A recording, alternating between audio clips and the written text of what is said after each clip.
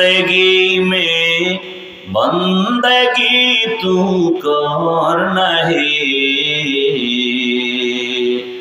जिंदगी बे बंदगी शर्मिंदा है, जिंदगी बे बंदगी शर्मिंदा है।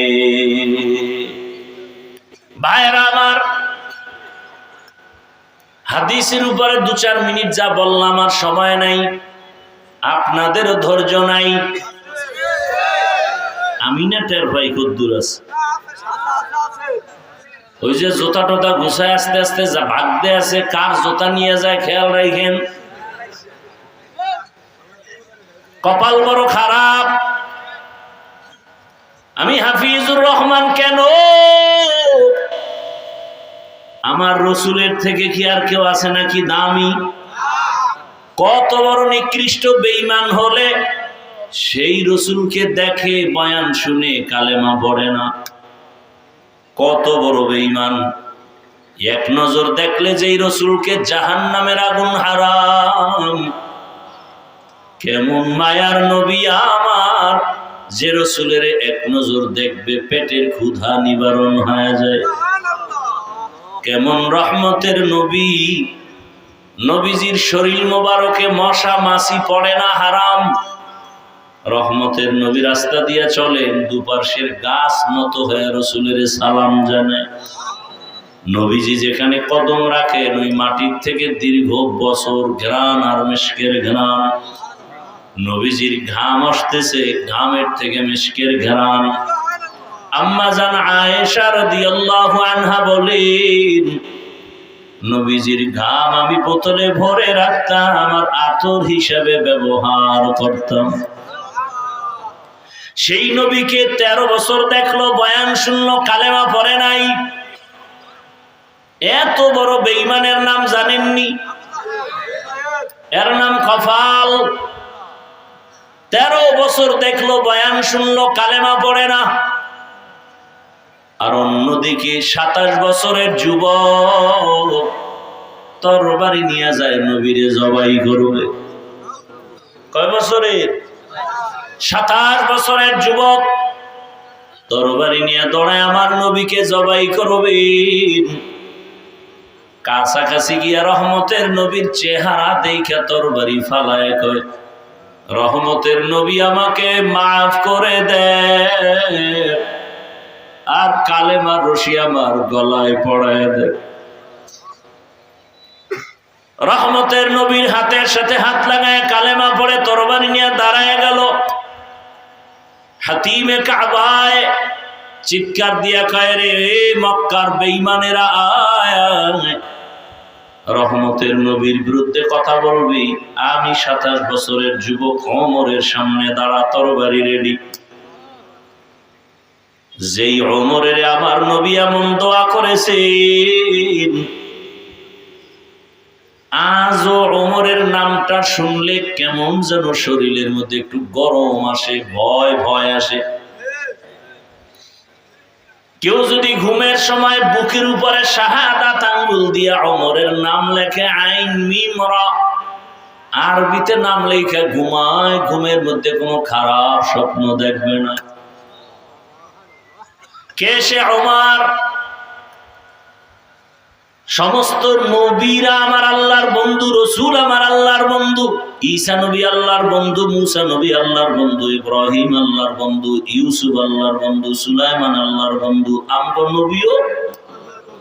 ব্যবধানটা কোথায় জানেননি? সব নবী রসুল আমার আল্লাহ তাআলার আশিক, আর আমার আল্লাহ নিজে হলেন মুহাম্মদের আশিক। ইমামুল আউয়ালিন আল আখিরিন, ইমামুল আউয়ালিন আল আখিরিন, বহরে সদকা রাহমাতাল লিল আলামিন, সাইয়্যিদুল কাউনাইন খাতমুল মুরসালিন, আখিরামত বুদে ফখরুল আউয়ালিন। ওগো নবীর উম্মতেরা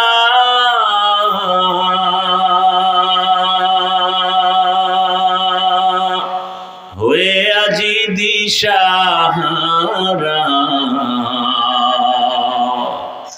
কোরআন হাদিসের চলো যখন যাহা চায় মনে, নবী বিনে কে তরবে প্রসিরত মিজানে, নবী বিনে কে তরবে প্রসিরত মিজানে। উম্মতের কান্ডারি নবী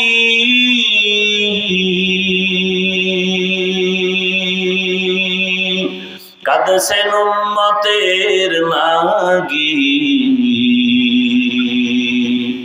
এখনো কাঁদেন নবীজি শুয়ে মদিনার পানে, নবী বিনে কে তরাবে পুলসিরাত মিজানে, নবী বিনে কে তরাবে পুলসিরাত মিজান। আপনাদের ঘুম আসতেছে? বাঙালি ঘুমায় রাতে?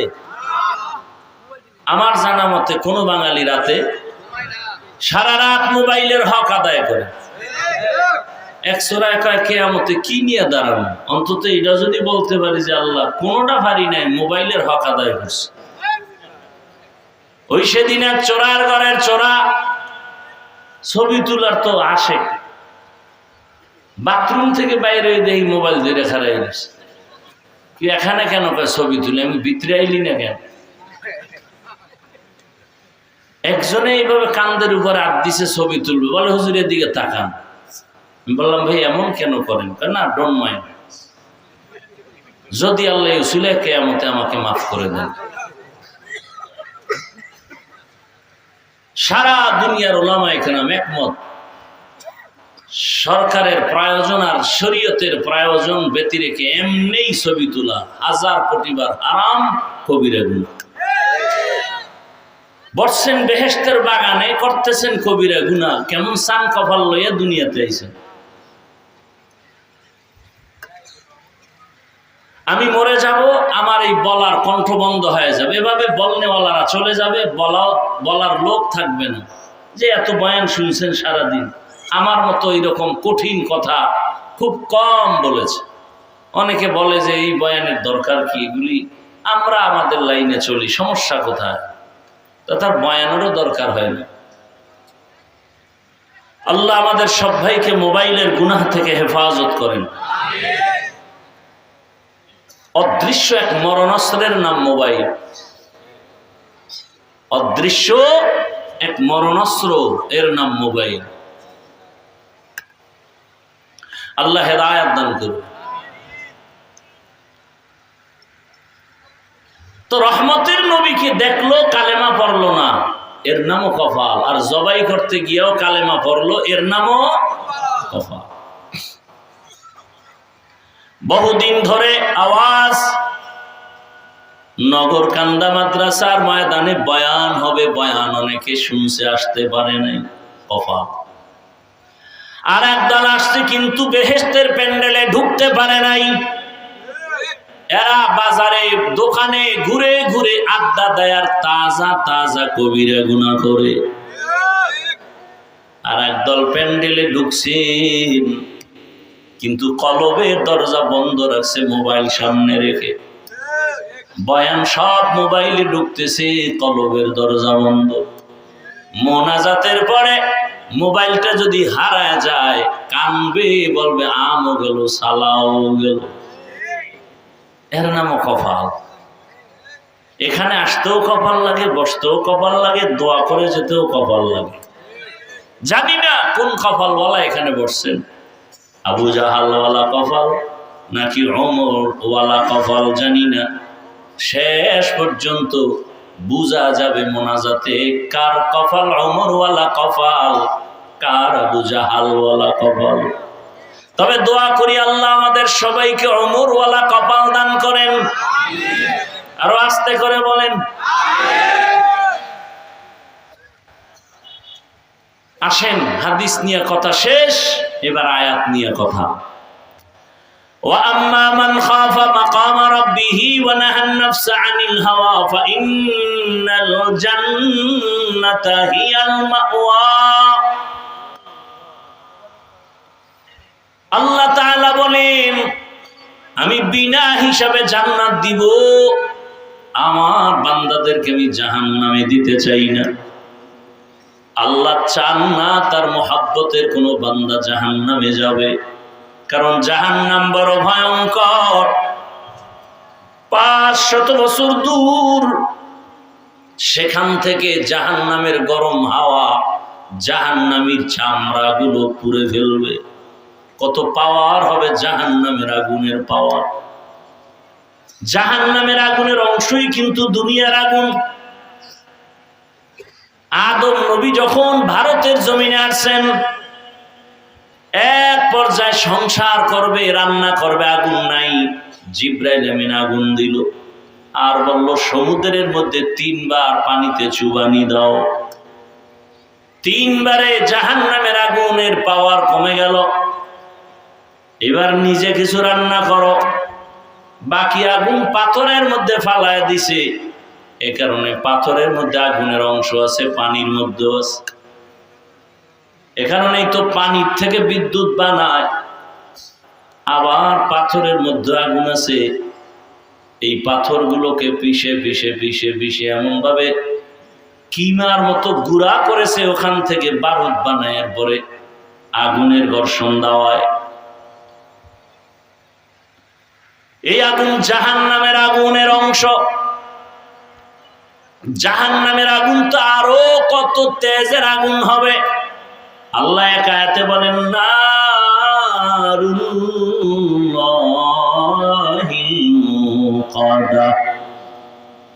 আমার আগুন, জাহান্নামের আগুন আমার আগুন। তার মানে আমি আল্লাহ যত বড়, আমার আগুনের তাপ তত বড়। কেমন বড়? বলে দুনিয়ার আগুন পায়ে লাগলে পাও জ্বলে, হাত জ্বলে না। জাহান্নামের আগুন শরীরের যে কোনো জায়গায় লাগা মাত্র কলিজাটা পর্যন্ত ভুনা হয়ে যাবে। আল্লাহ বলেন আমি চাই না জাহান্নামে কেউ যাবে।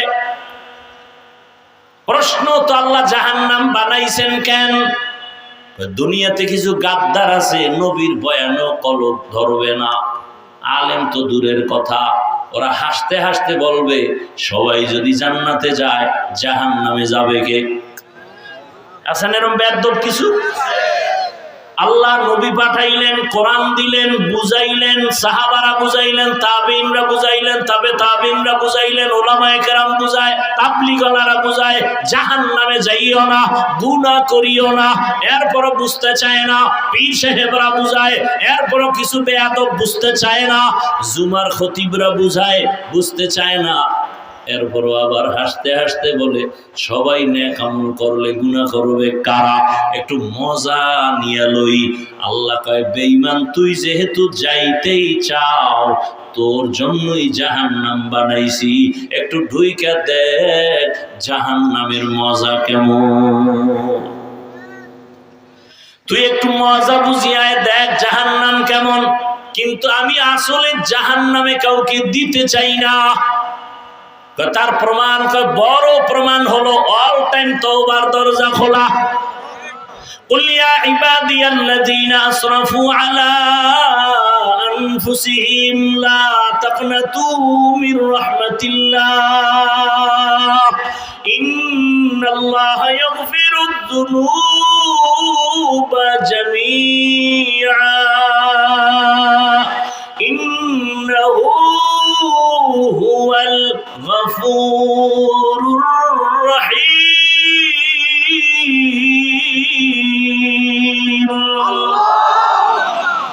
আল্লাহ তাআলা বলেন তোমরা আমার বান্দা, তোমরা আর কারো বান্দা না। আমি বড় তোমাদের আদর করে বানাইছি। সূর্য আমি বানাইছি কিন্তু বলি না আমার সূর্য। চাঁদ আমি বানাইছি কিন্তু বলি না এটা আমার চাঁদ। আসমান আমি বানাইছি, একবারও বলিনি এটা আমার আসমান। জমিন আমি আল্লাহ বানাইছি, একবারও বলি না এটা আমার জমিন। বরং মানুষ তোরে আমি বানায় বলি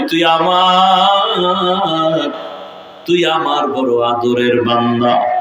আমার ছেলে নাই, মেয়ে নাই, স্ত্রী নাই, লাম ইয়ালিদ ওয়া লাম ইউলাদ, লাম ইয়ালিদ লাম ইউলাদে উলায়ে কাস ওয়ালিদ মাউলুদেরা ও খালেকাস। আমি আল্লাহ বড় আদর করে বানাইছি মানুষ। আমি আল্লাহর ছেলে নাই যার দিয়ে তাকায় আমি সান্ত্বনা পাবো, আমার মেয়ে নাই যার দিয়ে তাকায় আমি সান্ত্বনা হব, আমার স্ত্রী নাই যে আমার তৃপ্তি হবে। আমি বানাইছি একমাত্র মানুষ। আমি আল্লাহ এক, আমার আদরের একমাত্র বান্দা। আমি চাই না তুই জাহান্নামে যাবি, কারণ আমি তোরে বড় নরম ধাতু দিয়া বানাইছি। ওয়া খুলিকাল ইনসানু যায়ীফা, তোরে দুর্বল করে বানাইছি। আমি জানি তুই সূর্যের গরম সহ্য করতে পারো না, তোর মাথার চামড়া বড় পাতলা। আমি আল্লাহ চুল দিয়া কাবার দিলাম। বান্দা, আমি তোরে কষ্টের জিন্দেগি দেই নাই। আমি আল্লাহ পাক রব্বুল আলামিন, তুই সফর করো কষ্ট লাগে, আমি আল্লাহ নামাজটারে তোর জন্য হালকা বানায়া দিছি। বেশি কষ্ট লাগে না জানো, কারণ তুই তো আমার আদরের গোলাম। আমি আল্লাহ তোরে সফর অবস্থায় বলছি, শক্তি যদি না থাকে রোজা রাখিস না। আমি আল্লাহ তোরে বড় আদর করে বানাইছি, তুই কষ্ট পাবি আমি আল্লাহ চাই না। দুনিয়াতে জানি তুই একটা মশার কামড় সইতে পারো না, দুনিয়াতে জানি একটা তুই বেতের বাড়ি সইতে পারো না। জাহান্নাম কত ভয়ঙ্কর, একটা সেকেন্ডের জন্য তুই সহ্য করতে পারবি না। এই কারণে আমি আল্লাহ চাই না তুই জাহান্নামে যাবি। তবে গুনাহ তো করিয়েই ফেলছো, হাতের দ্বারা, চোখের দ্বারা, অন্তরের দ্বারা, জবানের দ্বারা অনেক গুনাহ করে ফেলেছো। তোর মাও জানে না, বাবাও জানে না, ভাই জানে না, স্ত্রী কেউ জানে না। তুই যে সারা রাত ঘরের দরজা লাগায় মোবাইলে চোখের গুনাহ, হাতের গুনাহ, জবানের গুনাহ, অন্তরের গুনাহ, এত গুনাহ করেছো। এই খবরটা যদি তোর মায়ে জানতো, তোরে ভালো জানে না, মনে মনে ঘৃণা করত। তোর গুনার খবর যদি তোর বাবায় জানে, তোরে সন্তান হিসাবে ঘৃণার নজরে দেখত। তোর গুনার খবর তোর যদি স্ত্রী জানতো, স্বামী হিসাবে গ্রহণ করত না।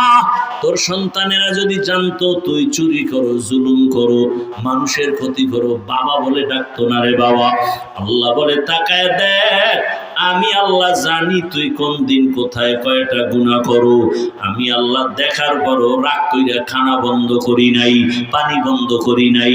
আমি আল্লাহ তোরে সম্মানের জায়গা থেকে তাড়ায়া দেই নাই, বরং আমি আল্লাহ ফজরের সময় ডাকছি, আয় আসসালাতু খায়রুম মিনান নাওম। আরে কত ঘুমাবি, ও হাজিরা দে, আল্লাহর ঘরে যায় সিজদা কর, জীবনের গুনাহ মাফ। ফজরে তোরে ডাকার পরও তুই আসো নাই, আমি আল্লাহ রাগ করি নাই। জোহরের সময় ডাকাইলাম, হাইয়া আলাস সালাহ, তোরে জোহরেও পাওয়া গেল না। আমি আল্লাহ জানি তুই তো কই আছো, আমি আল্লাহ তো দেখছি তুই কোথায় কি করো। জোহরের নামাজ না পড়া কোথায় যাও আমি দেখি। আমি আল্লাহ ছাড় দিলাম, আবার আসরে ডাকলাম, আয়, আসরের সময় তুই যাও নাই। আমি আল্লাহ জানি তুই কোথায় আছো, কিচ্ছু বলি নাই। মাগরিবে ডাকলাম, যা, মাগরিবের নামাজেও নাই। এশায় ডাকছি, বান্দা যা, এশার নামাজেও তুই যাও নাই। এইভাবে কইরা কইরা কত নামাজ ছাড়লি। এখন আমি আল্লাহ পাক কত তোরে মায়া করি। আমি আল্লাহ এখন নিজে প্রথম আসমানে আইসা হাজির। আমি আল্লাহ ডাকতেছি, ও এখন আসমান নীরব, জমিন ঘুমায়, গাছের পাখিরা ঘুমায়, নদীর মাছগুলো ঘুমায়, ঘরের তোর মা ঘুমায়, তোর বাবা ঘুমায়, তোর পরিবারের সবাই ঘুমায়। এখন যদি তুই গভীর একা একা উঠিয়া, আমি প্রথম আসমানে হাজির হয়ে গেলাম। এই গভীর রাত তুই ওযু বানাইয়া সিজদায় পড়ে যদি একবার কলিজা দিয়া মুহাব্বতের নজরে একবার যদি ডাক দাও, ইয়া আল্লাহ, ইয়া আল্লাহ, তুই যদি কলিজা ভরে একটু ডাক দাও, আমি আল্লাহ ডাইরেক্ট তোর ডাক শোনার জন্য হাজির হয়ে আছি প্রথম আসমানে। আমি আল্লাহ ওয়াদাবদ্ধ, আলা মিন মুস্তাগফিরিন ফাগফির আলা, আমি ওয়াদাবদ্ধ, উদউনি আস্তাজিব লাকুম। বান্দা তুই 80 বছর গুনাহ করছো, 1 সেকেন্ডে তোর সব গুনাহ মাফ করব, সেই পাওয়ার আমার আছে। আমি আল্লাহ বারবার তওবার পথে ডাকি, বান্দা আয়, গুনাহ করিস না, কারণ আমি জানি জাহান্নামের 1 সেকেন্ডের আযাব সহ্য করতে পারবি না। আল্লাহ তাআলা বারবার ডাকার পরেও যারা আসো না, আল্লাহ পাক বারবার ডাকতেছেন, বান্দা আসো। হাসরের ময়দান কিন্তু আরো কঠিন হবে। রহমতের নবী আম্মা জান আয়েশা রাদিয়াল্লাহু আনহা, যে আম্মা জানের 6 বছর বয়সে রহমতের নবীর সাথে বিবাহ হয়েছে, বলবো যে কষ্ট হইতেছে? আর অল্প টাইম। আম্মা জান আয়েশা রাদিয়াল্লাহু আনহার রাসূলের সাথে বিবাহ হলো কয় বছর বয়স? মাত্র 6 বছর। 9 বছর আম্মা জানের যখন বয়স, 9 বছর বয়সে আম্মা জান রাসূলের ঘরে চলে গেলেন। 18 বছর যখন বয়স হয়, আমার নবী দুনিয়া থেকে বিদায় নিয়ে চলে গেলেন। আম্মা জানের বয়স তখন 18। একটু হিসাবটা বুঝলে বলেন, রহমতের নবী ঘরে আম্মা জানের দিন কাটলো কতদিন? 9 বছর। 6 বছরে বিবাহ, 9 বছরে নবীর ঘরে গেলেন, 18 বছরে রসুল বিদায় নিলেন। নবীর সাঙ্গ পাইলেন কত বছর? মাত্র 9 বছর। আর আম্মা জানের বয়স টোটাল কত এখন? 18। আমগো দেশের বোনদের তো 18তে বিয়েই হয় না। আবার এর মধ্যে আবার আগুন লাগায় দিছে, কয় না বাল্য বিবাহ চলবে না। মেয়েটাও বালেগা হয়ে গেছে, ছেলেও বালেগ, বিবাহ হবে। নবী বলে তাড়াতাড়ি দাও, কারণ গুনাহ করলে মা বাবার আযাব শুরু হবে। কিন্তু এখন কয় না বিয়া হবে না, তো কি হবে? কয় আকাম চলবে নি। কয় হ্যাঁ আকাম চলবে। বিয়া চলবে না, বাল্য বিবাহ চলবে না, কিন্তু আকাম চলবে। আকাম কয় আকাম কেমনে? কয় বই বানাইতেছি, আকাম শিখাবো স্কুলের ক্লাসে ক্লাসে। তুই আকাম বোঝো না? তোরে আকাম শিখানোর জন্য আমরা বই ছাপায়া ক্লাসে দিব। কেমনে আকাম শিখাবে? কেমনে মেয়েরা বড় হয়? মেয়ে কেমনে এইভাবে আস্তে আস্তে বালেগা হয়? হুজুরেরা খালি কয় কেমনে, আর কয় না আমরা কেমনে বুঝাই দিব। বইয়ের মধ্যে বুঝাই দিবে কেমনে মেয়েরা বালেগা হয়, ছেলেরা কেমনে বালেগ হয়, এগুলো বুঝাই দিবে। এই হনাঙ্গ শিক্ষা নীতি। আরে জুলাইয়ের আন্দোলন করছেন, স্বাধীন স্বাধীন বলে চিল্লান, কই ওই দিন থেকে তো আন্দোলন এখনো কমে নাই। যদি স্বাধীন হয়ে থাকে তাহলে আবার মানুষ মরে কেন? কেন আগুন লাগে? কেন এত আন্দোলন করে? শিক্ষকের আন্দোলন করে ঢাকায়, আবার শিক্ষিকের আন্দোলন করে। কিও? গানের শিক্ষক দিতেছি, তঙ্গু মজার মজার গান শিখাবো। মজার মজার গান শিখানোর জন্য শিক্ষক নির্দিষ্ট করা হচ্ছে। আল্লাহর কোরআন স্কুলে পড়ানো হবে, এই কোন শিক্ষকের চিন্তাও নাই, কি খবর নাই। আল্লাহ হেদায়াত দান করুন। এইভাবে আন্দোলন চলতেছে রে ও আল্লাহর বান্দারা। আম্মা জান আয়েশা রাদিয়াল্লাহু আনহা 6 বছরে বিবাহ, 9 বছরে নবীর ঘরে, 18 বছরে নবী বিদায়। মাত্র 9 বছরে নবীর থেকে আম্মা জান কি দোয়া পাইছেন? আম্মা জান বলেন, আমি এই 9 বছরে 2000 হাদিসের হাফেজা হয়ে গেছি। কয় হাজার? আপনারা কয় হাজার পারেন? আপনাদের ঘরের আম্মা জানেরা কয় হাজার পারে? হ্যাঁ, বড় কঠিন কথা, বলবো না, ওদিকে যাব না। পর্দার আড়ালের আম্মা জানেরা, বোনেরা, শুধু কি তাই? ইতিহাস পড়েন। দুনিয়াতে কোরআনের তাফসীর করনেওয়ালাদের মধ্যে শ্রেষ্ঠ, পৃথিবীর প্রথম তাফসীর করনেওয়ালা আম্মা জান আয়েশা। এমন ইলম আল্লাহ দান করেছেন।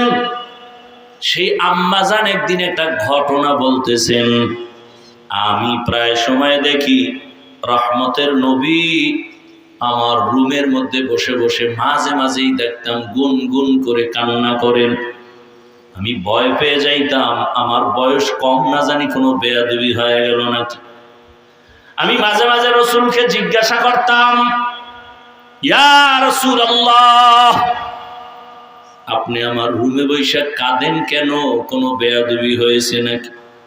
নবী বলেন, আয়েশা, কোনো বেয়াদবি হয় নাই রে আয়েশা, তুমি কিসের বেয়াদবি করবা? আমার বয়স কম। বলে না, তুমি কি সাধারণ কোন নারীর মতো নাকি? তোমার যে আমার আল্লাহর মাধ্যমে, আল্লাহর ওয়াদারে তোমার সাথে আমার বিবাহ হয়েছে, তোমার দ্বারা কেন বেয়াদবি হবে? তবে নবী আপনি কাঁদেন কেন? মায়ার নবী বলেন, আয়েশা, দুইটা কথা যখন আমার মনে পড়ে আমি চোখের পানি ধরে রাখতে পারি না। এক, ও আয়েশা, তুমি তো জানো না আমার জীবন ছিল একটা কঠিন এক হালাত ছিল। আমার এক দুঃখে কষ্টের জীবন ছিল। আমি দুনিয়াতে এসে একদিন আব্বা বলে ডাক দিতে পারি নাই। 6 বছরে আমি মা হারা। আমার আপন আত্মীয় সব আমার দুশমন। 8 বছরে আমার দাদা চলে গেলেন। আমার চাচা আবু তালিব, তিনিও কিন্তু কালেমার পক্ষের না।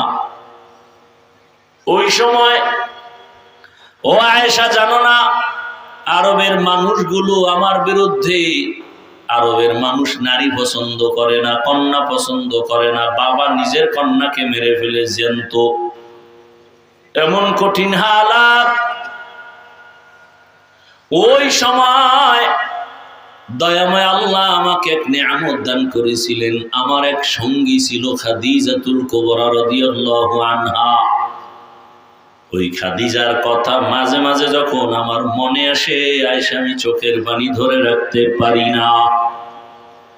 কারণ আমার ওই বিপদ মুহূর্তে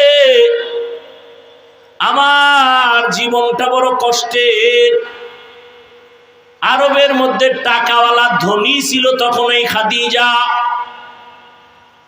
ওই খাদিজা আমার স্ত্রী হইয়া যখন ঘরে আসছে, তার সমস্ত সম্পদ আমাকে হাদিয়া দিছে। আমি আবার সম্পদগুলো দান করেছিলাম। আমার বংশের লোকেরা 3 বছর পর্যন্ত আমাকে পাহাড়ের পাদদেশে শিয়াবে আবু তালিবের মধ্যে গৃহবন্দী করে রাখছে। পানি দেয় নাই, খানা দেয় নাই। আমি গাছের পাতা ছিঁড়ে ছিঁড়ে চাবাইয়া এরপরে পেটের ক্ষুধা নিবারণ করেছি।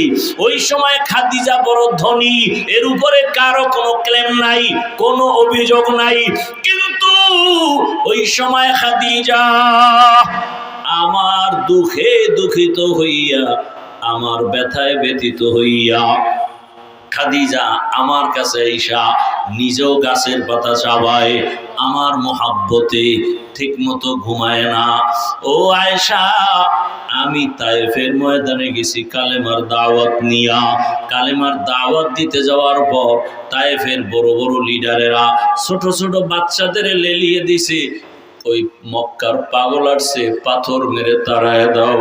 বাচ্চাগুলো পাথরের কণাগুলো বৃষ্টির মতো মারতে শুরু করলো। ও আয়েশা, জানো না আমার শরীরে মশাও পড়ে না, মাছিও পড়ে না, আমার শরীরে কোনো ব্যথা নাই। সূর্যের গরম যেন আমার কষ্ট না হয়। আল্লাহ আমারে মেঘের খণ্ড দিয়ে ছায়া দেন। আমাকে আল্লাহ এত মায়া করেছেন। তায়েফের ময়দানে যাওয়ার পরে ওই বেঈমানের বাচ্চাগুলো আমাকে এত পরিমাণ পাথরের আঘাত করছে, আমার নরম শরীর থেকে রক্ত পড়া শুরু হয়েছে। এক পর্যায়ে রক্ত পড়ি আমার পায়ের জুতা পায়ের সাথে আটকায় গেছে, রক্ত লাগিয়া। এমন কান্না, আমি পাথরের আঘাত খাই আর আসমানের দিকে তাকায় দোয়া করি, হে মালিক, তায়েফের জমিনে তুমি গজব দিও না। এক পর্যায়ে দেখি জিবরাইল হাজির। জিবরাইল এসে বলেন, ইয়া রাসূলুল্লাহ, আল্লাহ পাঠাইছেন, আপনার কান্না আমার আল্লাহও বরদাস্ত করতে পারেন না, আপনি এখন অর্ডার দেন, তায়েফের জমিন উল্টায় সব মেরে ফেলি। আমি বললাম, না রে জিবরাইল, না, তায়েফের মানুষকে মারিও না, ওরা আমাকে চিনে না, ওরা জানে না আমি বড় ইয়তীম, আমি জীবনে বাবার আদর পাই নাই, মায়ের আদর থেকে বঞ্চিত। ওরা যদি চিনতো আমারে পাথর মারতো না, আমাকে আঘাত করতো না। ও আমার কলিজার বাবারা, যুবক বাবা, বৃদ্ধ বাবাজি, পর্দার আড়ালের মা বোনেরা, রহমতের নবীর এত গুণগান আপনারা জানেন, সেই নবীর এত কষ্ট শুধু দ্বীন ইসলামের জন্য। আর আপনার আমার তো কোনো পরীক্ষা নাই, কোনো কষ্ট নাই, 5 ওয়াক্ত নামাজ পড়বো, কত শান্তি, ওযু বানায় চলবো, শরীরটা কত তাজা থাকবে। এরপর আবার বুঝানো হয় বয়ানে, এরপরও নামাজের কাছেও যাই না। রহমতের নবী এত কষ্ট করলেন জীবনে। নবী বলেন, আয়েশা, আমার অন্তরে যখন খাদিজার কথা মনে পড়ে, আমি রাতের যত কঠিন রাতেও দাওয়াতের কাজ করে আসতাম, ঘরের দরজায় গিয়া আসসালামু আলাইকুম ইয়া আহলাল বাইত বলা মাত্র লাব্বাইক ওয়া সাদাইকের আওয়াজ আসতো, দরজা খুলে যাইত। আমি বলতাম, খাদিজা আপনি কি ঘুমান না?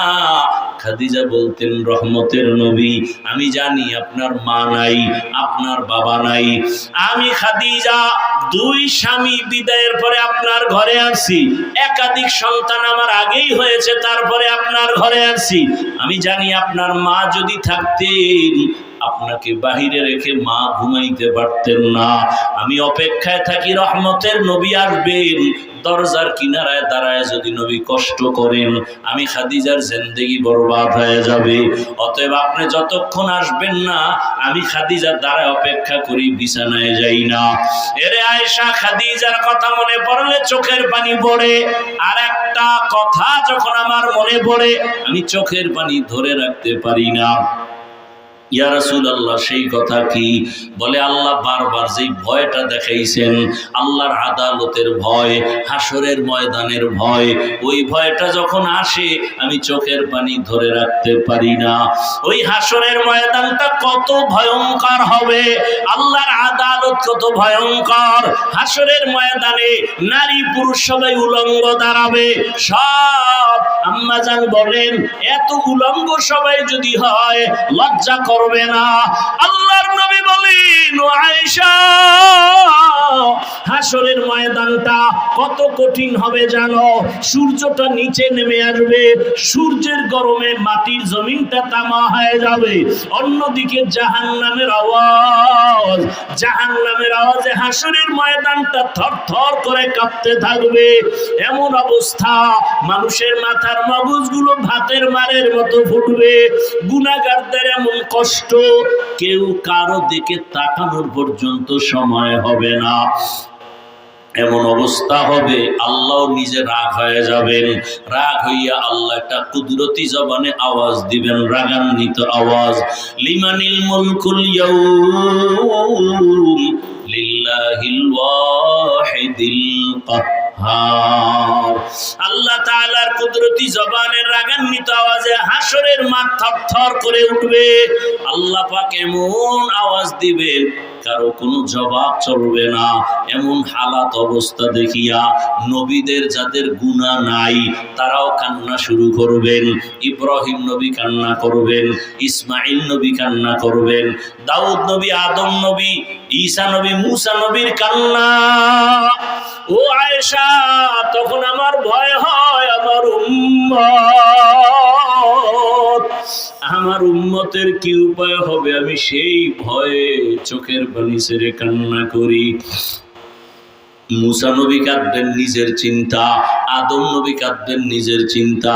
উম্মতেরা ঘুরতে থাকবে, কার কাছে একটু সুপারিশ পাবো। আদম নবী বলবে, আমি পারবো না, যাও। মুসা নবী বলবে, আমিও পারবো না, যাও। নবীদের কান্না, উম্মতেরা পাগলের মতো ঘুরবে। কোথায় যাই, চারদিকে জাহান্নামের আগুন। জাহান্নাম চিল্লাইতে থাকবে, ও আল্লাহ বেনামাজি গুলো কই, বেনামাজি গুলো তাড়াতাড়ি আমার পেটে দাও, পেটে ক্ষুধা। আল্লাহ বলবে 70,000 শিকল জাহান্নামের গলায় লাগাইয়া ফেরেশতারা পেছনে টানিয়া ধর, বিচার শেষ করিয়া তারপরে আমি জাহান্নামকে খুশি করব। 70,000 ফেরেশতারা 70,000 শিকল লাগায় টানবে, ধরে রাখতে পারবে না। জাহান্নামের চিৎকারে হাসরের মাঠ থরথর করে কাঁপতে থাকবে। নবী বলেন, আয়েশা, ওই সময় আমি নবীও সহ্য করতে না পারিয়া আল্লাহর কুদরতের সামনে মাকামে মাহমুদে সিজদায় পড়ে কান্না শুরু করব। মুসা নবী নিজের চিন্তায় কাঁদবেন, ঈসা নবী নিজের চিন্তায়, আদম নবী নিজের চিন্তায়, নূহ নবী নিজের চিন্তায়, ইব্রাহিম নবী নিজের চিন্তায় কান্না করবেন। আর আমি একা আল্লাহর দরবারে একটাই কান্না আর আওয়াজ, আল্লাহ আমার উম্মতের বাঁচাও। জাহান্নামের দিকে আসতেছে আমার উম্মত যেন জাহান্নামে ধরে না ফেলে। আল্লাহ বলবেন, নবী আপনি কাঁদবেন না, ওয়ালা সাউফা ইউতিকা রাব্বুকা ফাতারদা, নবী আপনাকে আমি খুশি করব, কি চান আপনি? নবী বলবে আমার উম্মত যেন জাহান্নামে না যায়, জাহান্নামকে ফিরায় দেন। আল্লাহ তখন একটু কুদরতের পানি দিয়া ফেরেশতাকে বলবে জাহান্নামের গায়ে ছিটায়া দাও। জাহান্নামের গায়ে দেওয়া মাত্র জাহান্নামটা দ্রুত গতিতে পেছনে যাবে। ফেরেশতারা বলবে, হো আল্লাহ, এতক্ষণ আমরা 70,000 শিকল লাগাইয়া যেই জাহান্নামকে ধরে রাখতে পারি না, এখন আপনি একটু পানি দেওয়া মাত্র জাহান্নাম দ্রুত পেছনে যায়। এটা কি জমজমের বরকতের পানি, নাকি কাউসারের পানি, না দুনিয়ার কোনো সমুদ্রের পানি, না বৃষ্টির পানি, নাকি আবে হায়াতের পানি? আল্লাহ তাআলা বলবেন, ফেরেশতা, এটা জমজমের পানিও না, এটা কাউসারের পানিও না, দুনিয়ার কোনো সমুদ্রের পানিও না, আবে হায়াতের পানিও না, বৃষ্টির পানিও না। নবী বলেন, আয়েশা, আল্লাহ বলবেন এই পানি আমার মায়ার নবীর উম্মতের চোখের পানি।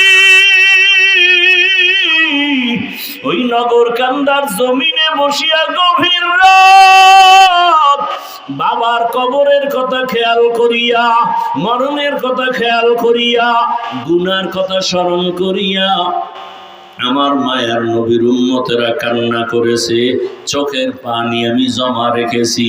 আমার মায়ার নবীর উম্মতের চোখের পানি এগুলো দিলাম জাহান্নামকে ছিটাইয়া।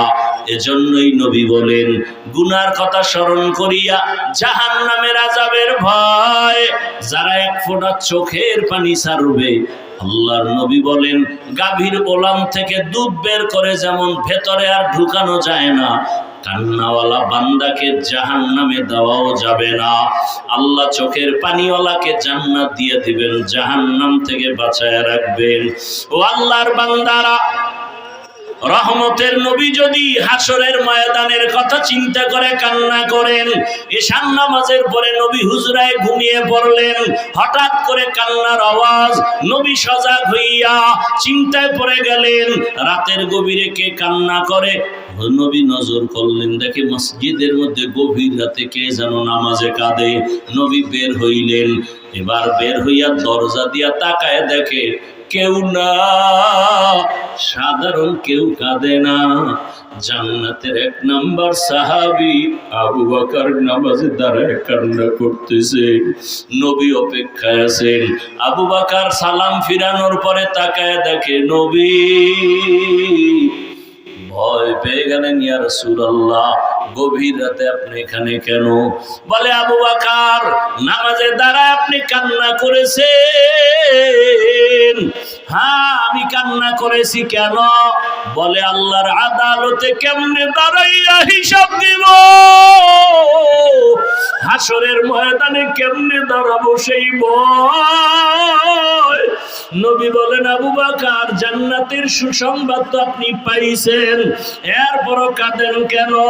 আবু বকর বলেন, ইয়া রাসূলুল্লাহ, জাহান্নামের যেই বয়ান, হাসরের মাঠের যেই ভয়ঙ্কর হালাত আপনি আমাদের শুনাইছেন, নবীরা পর্যন্ত ভয়ে কান্না করবেন।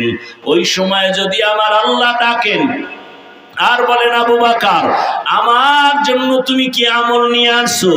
যদি বলি নামাজ, তেলাওয়াত, জিকির, রোজা, আল্লাহ যদি বলে তোমার আমল আমার পছন্দ হয় নাই, যেইভাবে আমি নামাজ চাইছি তুমি সেইভাবে নামাজ আমাকে দাও নাই, যেইভাবে চাইছি তেলাওয়াত করবা সেইভাবে করো নাই, আমি যেভাবে চাইছি ওইভাবে হক আদায় করে রোজা রাখো নাই, আমি যেভাবে চেয়েছি সেইভাবে হক আদায় করে তুমি জিকির করো নাই, আল্লাহ যদি বলে ফেলেন তখন আমার উপায় কি হবে? আরে আওয়াজ এসে যাবে, জাহান্নামের শিকল দিয়ে ধরো। জাহান্নামের শিকল যখন লাগবে আমার জাহান্নাম ছাড়া উপায় হবে না। ও নবী, দুনিয়ার সূর্যের গরম সইতে পারি না, মশার কামড় সহ্য করতে পারি না, বেতের বাড়ি সহ্য করতে পারি না, জাহান্নামের গরম কেমন করে সহ্য করব? ও আমার কলিজার যুবক বাবারা, বৃদ্ধ বাবাজিরা, পর্দার আড়ালের মা বোনেরা, কয়দিন আর দুনিয়ার হায়াত। এ আল্লাহর বান্দারা, আপনার মতো কত যুবক জেনারেল লাইনে স্কুলে পড়ে, কলেজে পড়ে, ব্যবসা করে, চাকরি করে, 5 ওয়াক্ত নামাজ পড়ে, রাস্তায় গাড়ি চালায়, নামাজ পড়ে। ও যুবক বাবারা, নিজেকে প্রশ্ন করো তুমি কেন পারো না? তোমার মতো যুবক নদীতে মাছ ধরে, নামাজ পড়ে, তুমি কেন পারো না? তোমার মতো যুবক কৃষি কাজ করে, নামাজ পড়ে, তুমি কেন পারো না? তোমার মতো যুবক চাকরি করে, ব্যবসা করে, নামাজ পড়ে, তুমি কেন পারো না?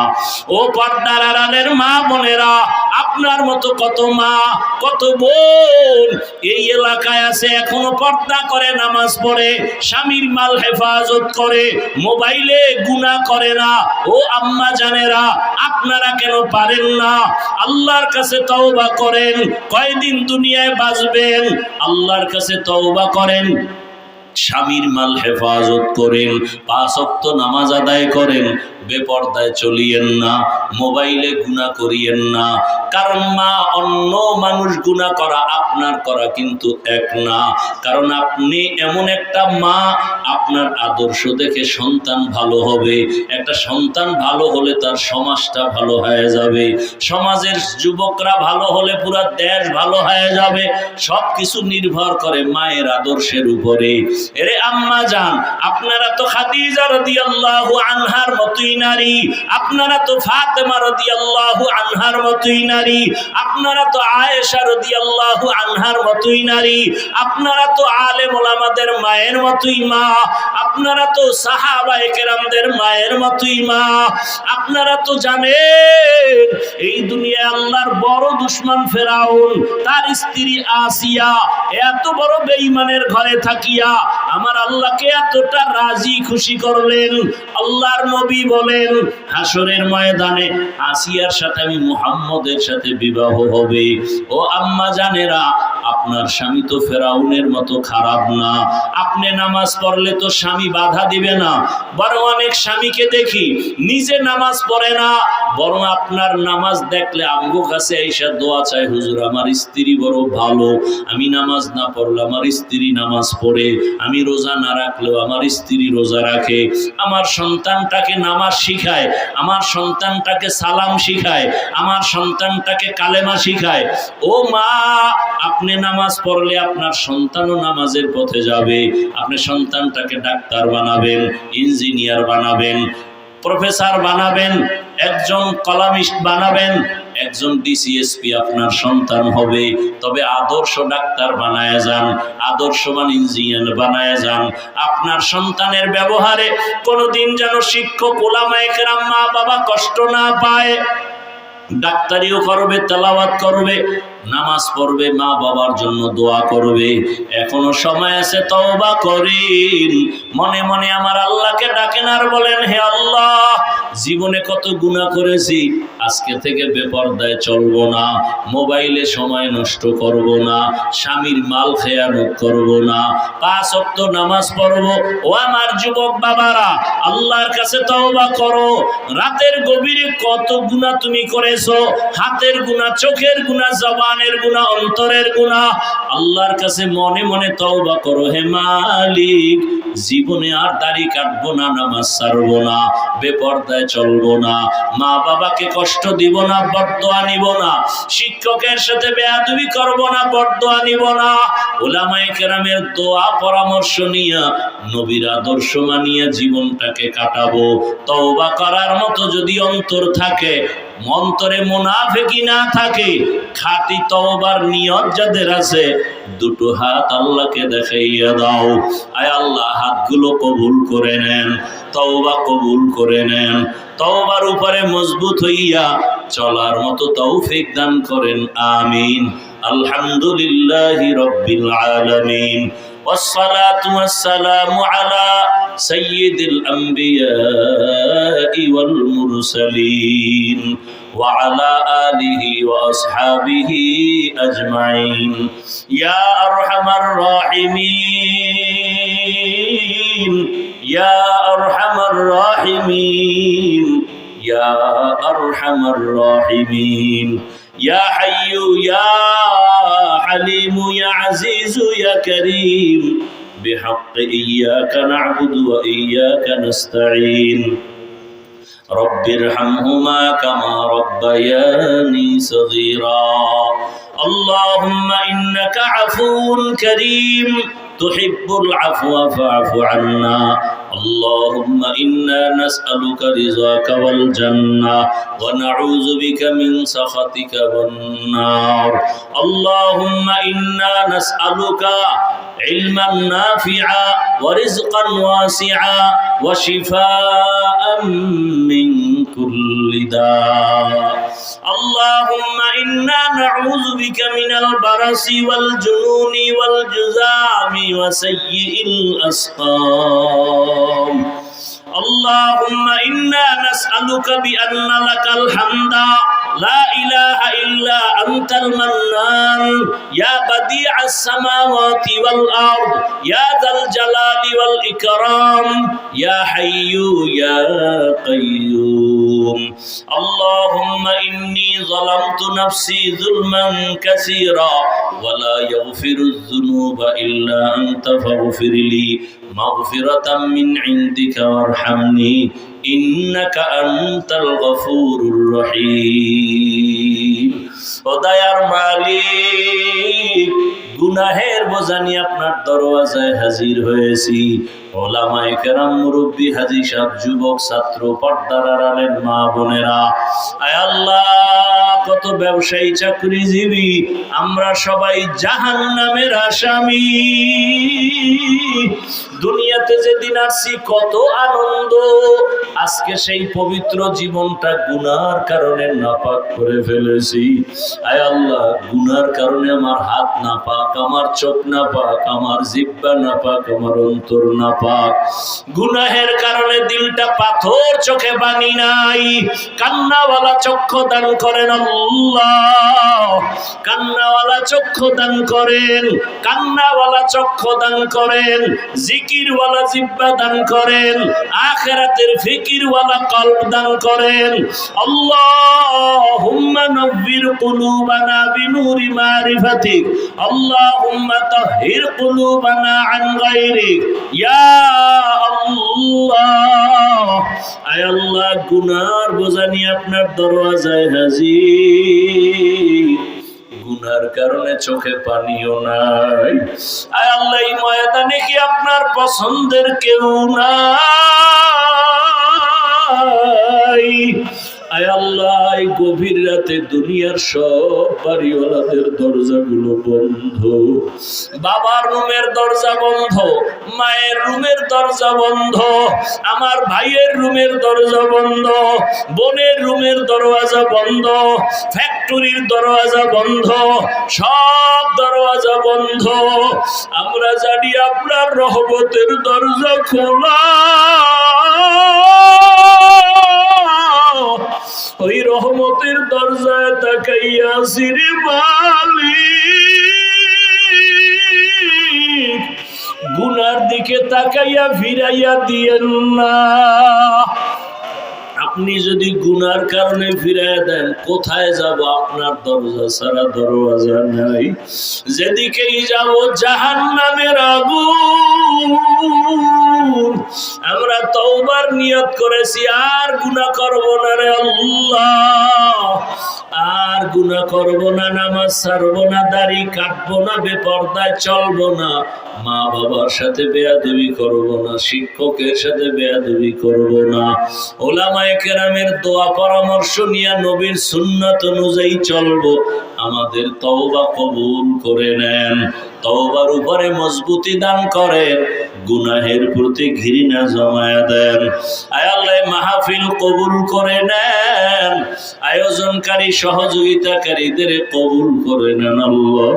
আয় আল্লাহ মার্কাজ হেদায়েতের মার্কাজ বানায় দেন, আয় আল্লাহ কান্নাওয়ালা মার্কাজ বানায় দেন, আয় আল্লাহ বাঁকা অন্তর সোজা বানায় দেন, আয় আল্লাহ আমাদের জাহির ও বাতিনকে পরিশুদ্ধ করে দেন, আপনার খাস ওলিদের বন্ধু বানায় দেন, সারা দুনিয়াবাসীকে মাফ করে দেন, প্রবাসের জীবনে যারা দিন কাটায় তাদেরও কবুল করে নেন, বাংলাদেশ ইসলামের জন্য কবুল করে নেন, ওলামায়ে কেরামদের এক বানায় দেন, বাতিলের মোকাবেলায় বিজয় দান করেন, আয় আল্লাহ রিয়া হাসাদ কিবির দূর করে ইখলাস ও তাকওয়া দান করেন, সুন্নাতওয়ালা জিন্দেগি দান করেন, ইজ্জতের জীবন দান করেন, নবীজির রওজা মুবারক বাইতুল্লাহ ধরে লাব্বাইক বলার তৌফিক দান করেন, আয় আল্লাহ নবীর কাছে গিয়া সালাম দেওয়ার তৌফিক দান করেন, বাইতুল্লাহর গিলাফ ধরে লাব্বাইক বলার তৌফিক দান করেন। আয় আল্লাহ গুনাহের প্রতি ঘৃণা জমায়া দেন, আয় আল্লাহ ইলম ও হিলম ও হিকমত আমলে বরকত বাড়ায়া দেন, উলামা তোলাবা উম্মতের অন্তরে ইজ্জত মুহাব্বত রহব বাড়ায়া দেন, আয় আল্লাহ আওয়াজে কথায় রুহানিয়াতে স্পষ্টতা রহব বাড়ায়া দেন, আয় আল্লাহ আমরা যারা হাত তুলেছি জানি না ময়দানে কারাইয়াতি জীবনে আর বাবা দেখবে না, বাবাকে ডাকও দিতে পারবে না রে আল্লাহ। অনেকে আবার মা হারাইয়া বড় অসহায়। ও আল্লাহ জানি না এখানে কারা মা হারা বাবা হারা। ও সন্তানেরা ওই মা বাবার চেহারাটাও কি মনে পড়ে না? ওই মা বাবার জন্য কি মায়া হবে না? যতই বাহাদুরি করো ওই মা বাবার চোখের পানি আর দোয়া ছাড়াই চেয়ারে আমি বসতে পারি নাই। ওই মা বাবার চোখের পানি দোয়া ছাড়া তুমি আলেম হইতে পারো নাই।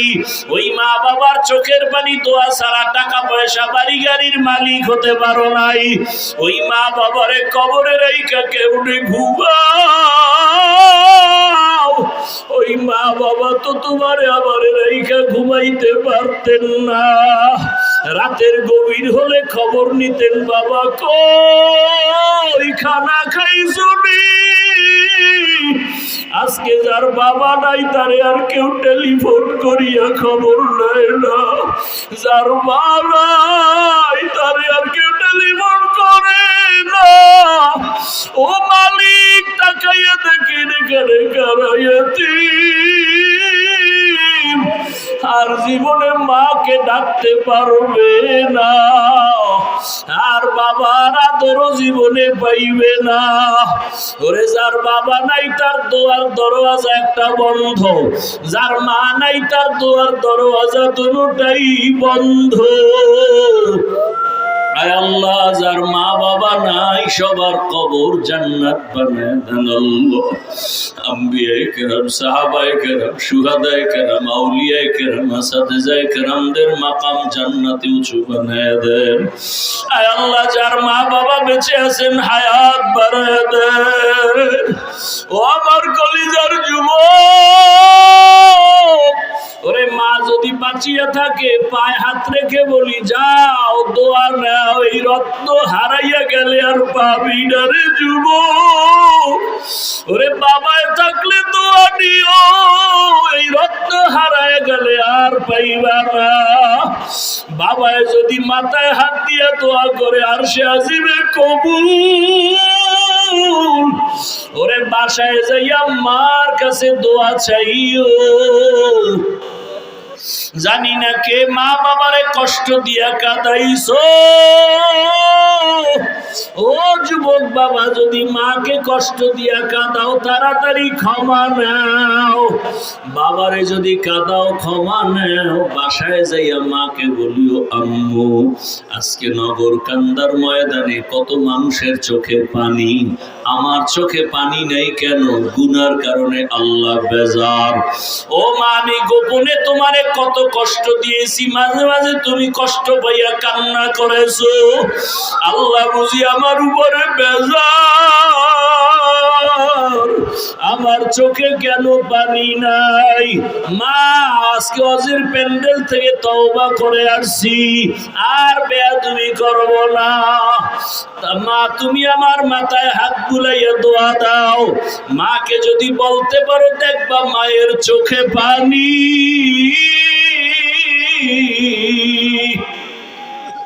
মা ডাকবে আর বলবে, বাবা আয় আয় আয়। মা মাথায় হাত দিয়ে একটা ডাক দিবে, ও আরশে আজিমের মালিক।